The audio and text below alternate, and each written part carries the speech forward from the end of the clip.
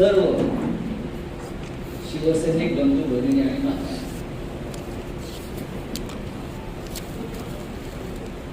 वर्गाचा आहे त्यात अजून भर पडली आहे मराठी. अनेकांनी प्रवेश केला, त्याला तुम्ही घर वापसी म्हटलं. असं घर सोडायचं नसतं रागाने.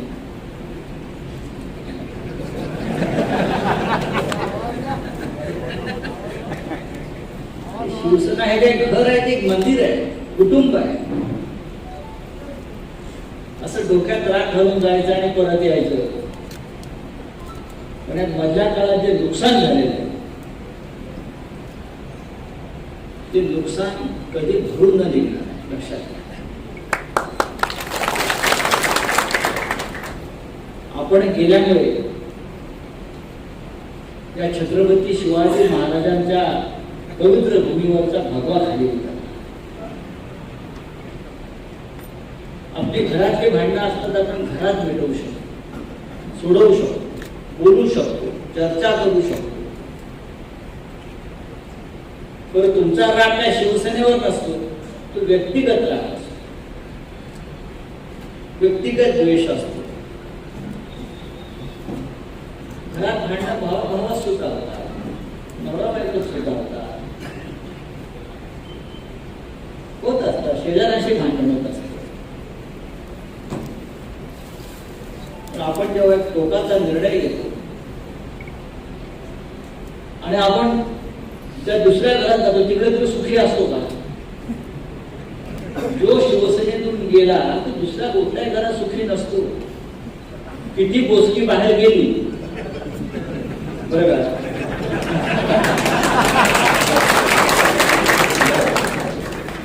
पण जे आपल्या रक्ताचे असतात ते परतच येतात. बोचकी परत येणार ना, घ्यायची नाही. असू द्या. जुन्नरला आलो सकाळी आणि प्रवेशद्वारावरती शिवसैनिकांनी स्वागत केलं. जुन्नर ही अशी पवित्र जागा आहे, तिथून संपूर्ण महाराष्ट्राला, देशाला प्रेरणा मिळाली, प्रेरणा दिली. शिवनेरी तर आहेच. म्हणजे आम्ही जेव्हा प्रथम अयोध्येला गेलो, उद्धवचे वगैरे सगळे, तेव्हा जुन्नरचीच माती घेऊन गेलो होतो.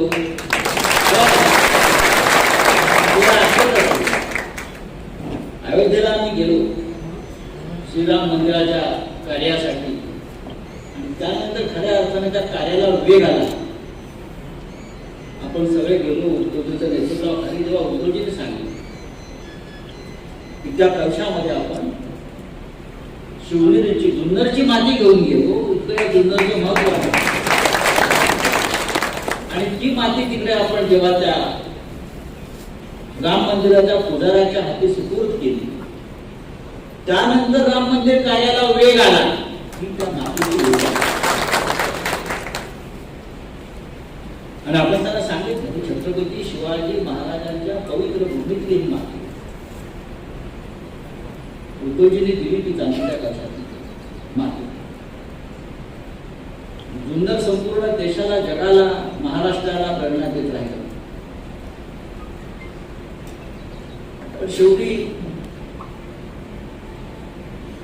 55 ठिकाणी भगवा फडकला, पण जिथे खरोखर 100% फडकायला हवा होता तिथे फडकू नाही शकला.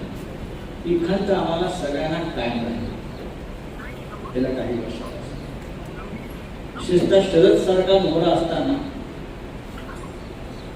एकच वादा शिवाजी दादा असताना थोडंफार जुन्नरनी गडबड केली. आणि आता सरकारचं काही असलं तरी ती चूक आपण दुरुस्त केली पाहिजे. भगवा झेंडा जुन्नरचा दिल्लीलाही गेला पाहिजे आणि विधानसभेतही गेला पाहिजे. आणि मला खात्री आहे तोच आहे.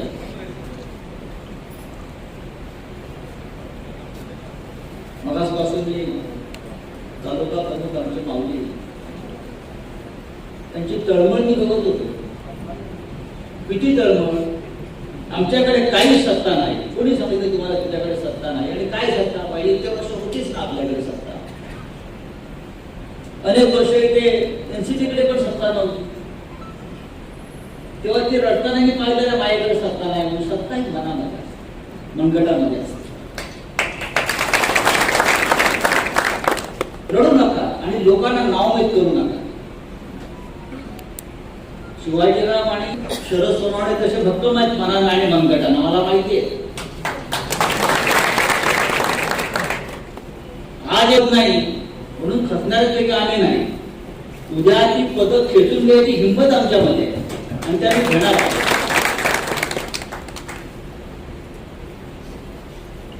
आमच्याकडे आमदारकी नाही, आमच्याकडे खासदारकी नाही आज नाही. आमच्याकडे जिल्हा परिषदेची सत्ता नाही आज. आमच्याकडे इतर काही गोष्टी नसतील. जुन्नर प्रेम होतो, पण या जुन्नरच्या मातीवर प्रेम करणारा मुख्यमंत्री हा जुन्नरचा लक्ष आमचा आहे. तो मुख्यमंत्री आहे ना. या राज्याचा मुख्यमंत्री कोण आहे? उद्धव ठाकरे आहे. आपले पक्षप्रमुख आहे. बाळासाहेब ठाकरेंचे सुपुत्र आहे. छत्रपती शिवाजी महाराजांच्या नावाने ज्यांनी शिवसेना स्थापन केली, त्या शिवसेनेचे प्रमुख हे महाराष्ट्राचे मुख्यमंत्री आहेत. हे आपण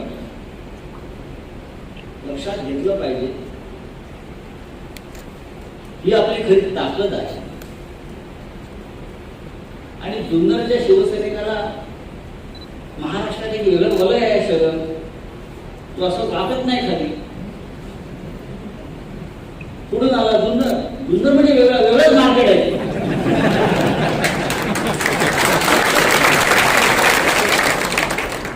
जुन्नरचं मार्केट कधी डाऊन होत नाही. जुन्नरच्या मार्केटचं महाराष्ट्रावरती कंट्रोल आहे. सर आहे की नाही? जाऊन बघा लागेल, जाऊन बघा प्रॉफिट मार्केट.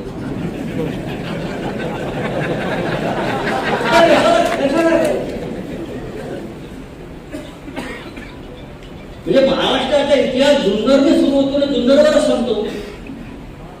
तेव्हा इकडल्या शिवसैनिकांनी, शिवसेनेच्या पदाधिकाऱ्यांनी पुढले 3 वर्ष निवडणुका होईपर्यंत येईपर्यंत जे आपण गमावलंय ते परत येईल यासाठी लढत राहिलं पाहिजे, काम करत राहिलं. जे आपण गमावलंय त्यासाठी लढत राहू. तर आपण महाराष्ट्रामध्ये सरकार ठीक आहे, 3 पक्षाचं सरकार आहे. 3 पक्षाचं सरकार असेल तरी ज्याचा मुख्यमंत्री असतो त्याचं सरकार असतं. लक्षात ठाकरे सरकार आहे ना. ते ठाकरे सरकार आहे, आमचं सरकार आहे. हे कोणी दुसऱ्या कोणीला मंत्र्याच्या नावाने सरकार ठीक आहे, सगळे आपलेच आहे. अजित दादा आपले, शरद पवार तर आपलेच आहेत, पवार साहेब तर आपलेच आहेत. देशाचे नेहमी म्हणतो देशाचं नेतृत्व पवार साहेब त्यांनीच केलं पाहिजे. त्यावेळेला अजित दादा बाजूला गृहमंत्री वर्षे पाहिजे असतील आहे, पण शिवसेना सगळ्यांच्या सोबत.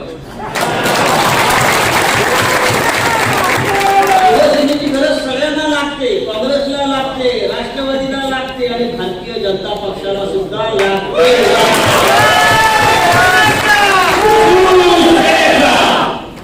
याला पॉवर म्हणतात. लक्षात घ्या. अजूनही शिवाजीराव दादा आहेत ना. आणि हा शरद तू सुद्धा आमदार आणि खासदार अशा लोकांना लागतो आणि लोक तुला मान देतात की नाही? मी शिवसेनेचे पाव फक्त खुर्चीमध्ये पाव नाही, फक्त खुर्चीत पावर नसते. बाळासाहेबांकडे कुठली पावर? त्या खुर्ची कुठली? अनेक वर्ष उद्धव ठाकरे कुठल्या पदावरती होते आम्ही होतो, कोणीच नाही. पण डोक्यावर तो गंभीर पोटी घातलेला आपण मनातला किंवा विचार असतो. आणि मुख्य म्हणजे मंगटातल्या आणि मनातली हिंमत बाळासाहेबांनी दिलेली आहे, त्याला पॉवर म्हणतात. आम्ही दिल्लीत जातो तेव्हा आमची पावर बघतो शिवसेना खासदारांची. शिवाजीराव होते ना, शिवसेनेचा खासदार म्हटल्यावर लोकांच्या बघण्याच्या ज्या नजरा असतात, दृष्टी असते, अशी बदलून जातात. लोकसभेमध्ये 560 खासदार आहेत, राज्यसभेत 280 खासदार आहेत, एवढे मंत्री आहेत. कोणी कोणाला ओळखत नाही. आले तिथे गेले गेले. पण शिवसेनेच्या खासदारांना लोक थांबतात, आदराने बोलतात. महाराष्ट्राविषयी बाळासाहेब ठाकरे बाळासाहेब ठाकरेंचा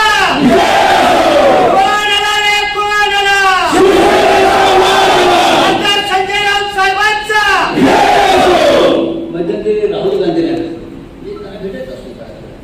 पण एक मध्ये प्रदीर्घ काळ अशी माझी त्यांच्यावर बैठक झाली आणि त्यांनी माझ्याकडून शिवसेनेची रचना समजून घेतली. सध्याची काय काँग्रेसची अवस्था ऐकली होती. शिवसेना ही संघटना म्हणून काय आहे, रचना काय, आत्मा काय, नेतृत्व कसं, काम कसं, तर तरी माझ्याकडून बरीच माहिती जिज्ञासा माणसाला. शेवटी मला तो म्हणाला की मला एका वाक्यात सांगा रावसाहेब, की एका वाक्यात तुम्ही शिवसेनेचा कार्यपद्धतीचं वर्णन काय करता. Only in one sentence Christian name शोधा. मतलब बताओ, थोड़ा अनपार्लियामेंट्री, असंसदीय. हाँ बताइए. आम्ही जे लोक आहोत शिवसेने, ते एका वाक्यात सांगतो, फटे लेकिन हटे लेकिन. आम्ही जे काय 50 वर्ष ते टिकलो आहे, वाढलो आहे, ते ह्या एका मंत्रामुळे. बाळासाहेब, प्राण गेला तरी मागे हटायचं नाही, जे आपलंच. तुमच्या तेवढा जोडून तुम्ही वाक्याचे आधी फाटते, त्याच्यामुळे हटण्याचा प्रश्नच आहे. आमचं तसं नाहीये. हा शिवसेनेचा सगळ्यात मोठी ताकद आहे. रस्त्यावरती उतरतो आम्ही तेव्हा आम्ही पर्वा करत नाही. आता पोलीस मारणार आहे, पोलीस घेऊन जाणार आहे, काय पुढे होणार आहे. आदेश आले, लढायचा आहे, संघर्ष करायचा. त्याच्यामुळे 50-55 वर्ष ही शिवसेना त्या महाराष्ट्राच्या मातीत उडून. त्या दिवशी मी चंद्रकांत दादा पाटलांचे भाषण ऐकत होतो. टीव्ही लावला केंद्रीय लावता डोक्याला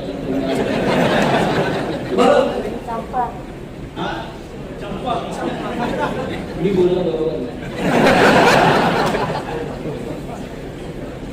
त्यांना फार वेदना होते. 105 आमची नाही तर आमचा मुख्यमंत्री नाही, आणि 55 वाल्यांचा मुख्यमंत्री, 54 वाल्यांचा उपमुख्यमंत्री, 44 वाल्यांचा महसूल मंत्री.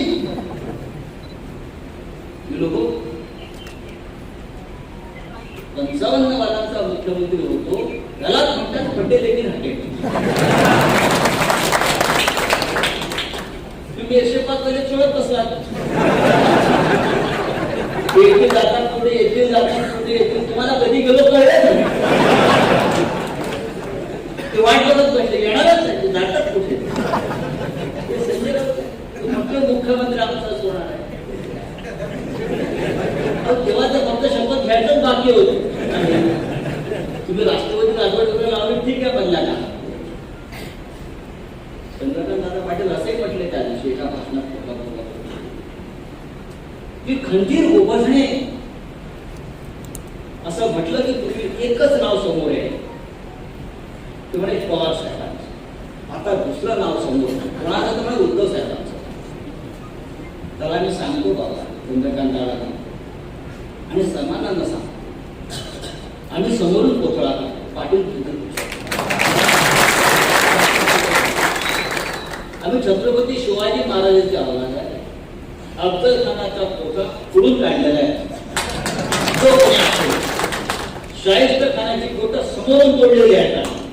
पाठीमागून वार करण्याची परंपरा शिवसेनेची नाही. बाळासाहेब ठाकरेंनी आम्हाला एक घाणेरडं काम करू शिकवलं. का असेल ते समोर सांगू. पाटील आमचा मुकसलेला शब्द आम्ही नाही फिरवले, शब्द तुम्ही फिरवलेला. पण राजकारणामध्ये या गोष्टी विसरायच्या असतात. तुम्ही तुमचं काम करा, आम्ही आमचं काम करू. आज या महाराष्ट्रावर ठाकरे सरकार हे गृहीत धरलं पाहिजे. खास करून शिवसैनिकांनी विसरायचं नाही, सरकार आपलं आहे. आणि बघा, एक लक्षात घ्या, हे हजारो लोक इथे आहेत. प्रत्येकाला पद नाही मिळू शकत हे सगळ्यांना माहिती, पण शिवसैनिक हे पद सगळ्यात मोठा हे पण लक्षात घ्या. ज्या पदाची निवडणूक बाळासाहेब ठाकरेंनी केली आहे त्यांच्या सही काय तुमच्याकडे? आमदार खासदार येतात जातात, मंत्री येतात जातात, पण हे बसलेले जे लोक आहेत ना, हे अडळ आहेत. ते खरं अडळराव आहे. शिवसैनिक हे पद कोणालाही गिरावून घेता येणार नाही. शिवसैनिकाची कधी कोणा हक्कपट्टी करता येईल अजिबात. आणि खरा शिवसैनिक हा कायम एका निश्चित पक्षाचं काम, पक्षाचा पूर्वाधिकार करून पुढे जात असतो.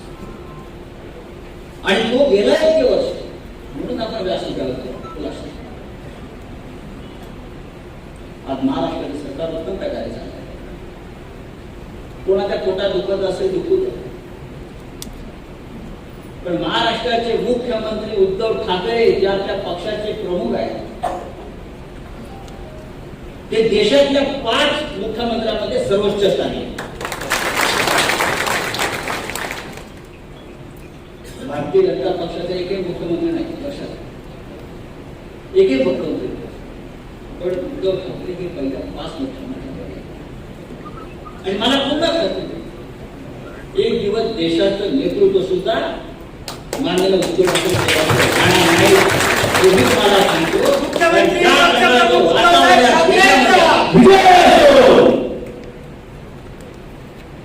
कारण त्यांना छत्रपती शिवाजी महाराजांचा आशीर्वाद त्या शिवसेनेला. अनेक जण 50 वर्ष धरून बसले शिवसेना संपवण्यासाठी, शिवसेना बुडवण्यासाठी, शिवसेना कदम, पण शिवसेनेला बाल ही वाटा होऊ शकतात. शिवसेना प्रमुख व्यासपीठावर उभे राहिले. आपण आज म्हणतो, आज आपल्याला कोरोना काळामध्ये ऑक्सिजनची फार गरज आहे. ऑक्सिजनचे प्लांट आपण टाकून सुटलेला, जो आपल्याला ऑक्सिजन फुकट मिळायचा, किंवा घरातून मिळतोय, मातीतून मिळतोय, पाण्यातून मिळतोय, आता आपण प्लांट टाकत नाही. पण बाळासाहेब म्हणायचे, माझा ऑक्सिजन म्हणजे शिवसैनिक. हे त्यांचा अनामत आहे. शिवसैनिक जो समोर आहे माझा, तोच माझा ऑक्सिजन आहे, तो माझा प्राणवायू आहे. आणि जोपर्यंत हा शिवसैनिक माझ्या सभोवती आहे तोपर्यंत मला अशी शिवसैनिकाची महती आहे. आणि खास करून जुन्नरचा शिवसैनिक, या भागातला शिवसैनिक हा एवढा रांगडा आहे की काय घरातून त्याच्या अंगावर गेलाच मागे संपलाच म्हणून सांगायचं. आपल्या मुंबईत हे सगळे जे शिवसैनिक आहेत आपल्या भागातले, हे सगळ्यात पहिले कोकण आणि हा जुन्नर शिवसैनिक गाडेबाज मागे नाही हटणार तो. तेव्हा महाराष्ट्रातल्या शिवसेना वाडीवाडी, मुंबईतल्या शिवसेना वाडी, हा जुन्नर मंचरच्या शिवसैनिकांनी फार महत्त्वाचा. आणि म्हणूनच आपण जेव्हा मला बोलवलं की आपण इथे या, तेव्हा उद्धव ठाकरे मला दम 2 रुपये टाकले. मास्क दिसला नाही तो याला, फार गर्दी करू नका आणि लोकांनाही सांगा मास्क लावा. हा आधी उद्देश द्या, न घटनाला सुरुवात करा. आता हे मी शेवटी सांग, हे खरं आहे की या एकंदरीत जगाची परिस्थिती केरळमध्ये परत वाढायला लागल्या, इतक्या मोठ्या महाराष्ट्रामध्ये परत करोनाचं लक्षणं वाढायला लागली. अमेरिकेसारख्या देशांमध्ये रोज 1 लाख नवीन रुग्ण निर्माण व्हायला लागले. अनेक देश परत लॉकडाऊन करायला लागले. संपूर्ण मानव जातीवर संकट आले. अशा परिस्थितीमध्ये आपण आपली काळजी घेतो. राजकारण समाजकारण होतच असतं, शिवसैनिक काम करतच असतो, सरकार सुद्धा काम करतात. आज इतर राज्यांच्या तुलनेमध्ये महाराष्ट्राचे मुख्यमंत्री उद्धव ठाकरे यांनी करोना काळात केलेलं काम याला जगाने मान्यता दिली. हे जरी खरं असलं तर या काळामध्ये आपण आपले अनेक जीवाभावाचे साथी कुटुंबातले सदस्य आपण गमावतो, त्या जवळचे लोक आपण हे सुद्धा विसरता येणार नाही. म्हणून इतकं सांगेल महाराष्ट्राच्या मुख्यमंत्र्यांच्या वतीनं, आपल्या पक्ष प्रमुखाच्या वतीनं, की त्यांनी वाक्य दिलेलं आहे की माझं कुटुंब माझी जबाबदारी इथं आहे. माझ्या कुटुंबाबरोबर माझ्या सहकाऱ्यांची जबाबदारी, माझ्या मित्रांची जबाबदारी, माझ्या शेजाऱ्यांची जबाबदारी, ते करून आपण आपल्या महाराष्ट्रातली आपली संपूर्ण पिढी ही आपण वाचतात. आपल्याला ताकद जशी तुझ्या भवानीची आहे, बाळासाहेब ठाकरेंची आहे, तशी सरकार सुद्धा आपल्याला ताकद. निवडणुका येतात, निवडणुका जातात. त्या निवडणुकीसाठी शिवसेनेचा जन्म झालेला नाही. तरीही आपण राजकारण करतो. त्या राजकारणामध्ये आपल्याला टिकून राहायचं असेल, ग्रामपंचायती असतील, तालुक्याच्या निवडणुका असतील, जिल्हा परिषदा असतील, विधानसभा असतील आणि लोकसभा असतील, प्रत्येक निवडणूक ही अटीतटीचीच आहे. उद्या काय होईल आज सांगता येत नाही. पण आपण आपल्या पायावर भक्कमपणे उभं राहिलं पाहिजे. कोणत्याही लढाईसाठी आपण तयार राहिलं पाहिजे. समोर लढण्यासाठी कोण आहे याचा विचार आता करायचा नाही. कोणी असो तरी लोकसभा आणि विधानसभेला भगवा फडकवून आतापासून कामाला लागला. आपण इतक्या मोठ्या संख्येकडे जमणार, थोडे नियम तोडून बसलेला आहात, पण थोडं शिवसैनिकांना माफ केलं पाहिजे. कारण हा शिवसैनिक या समाजासाठी प्राणपणाला लावून काम करत असतो. पुढे त्यालाही एकत्र येऊ द्या, एकत्र बसू द्या, एकत्र ऐकू द्या. मी पुन्हा एकदा आपल्या सगळ्यांना धन्यवाद देतो, शुभेच्छा देतो, तूर्त आपली रजा देतो. जय हिंद, जय महाराष्ट्र.